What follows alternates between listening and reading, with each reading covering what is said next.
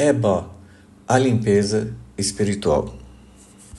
Sem querer julgar ou normatizar o costume ou rito de ninguém, no Batuque, o ebó é conhecido como limpeza espiritual, ou limpeza de finados, ou limpeza de final de ano, ou limpeza da Semana Santa e entre outras.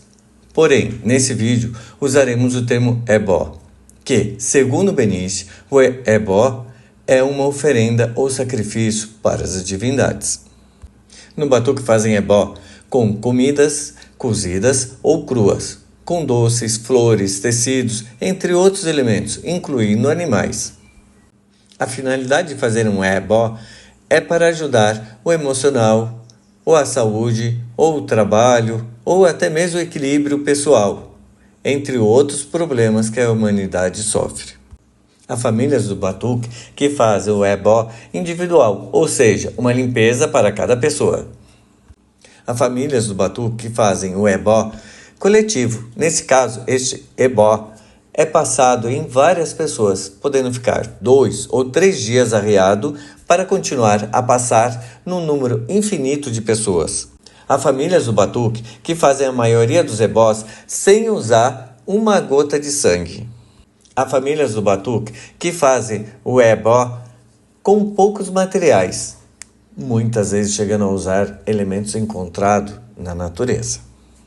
Há famílias do Batuque que produzem a maioria dos elementos que compõem o ebó, como lamparinas no lugar de velas, confeccionam pães para um determinado ebó, ou chegam até confeccionar vultos com roupa de pessoas para fazerem tratamentos de cura, assim preservando os costumes antigos.